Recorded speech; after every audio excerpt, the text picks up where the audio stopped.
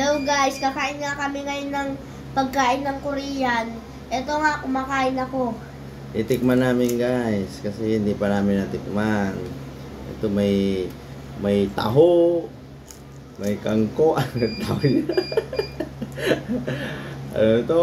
Oong, yung mushroom. Tapos ano to? Yung may daon ng ano to ah? Taulil. Laurel daw.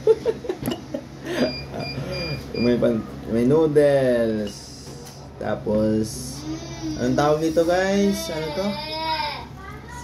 Seaweeds. Tapos may ginisang pichay. Ayan guys, tingnan natin guys. Ay, kimchi pala guys. Hindi tayo kasi pamilya ng pagkain ng mga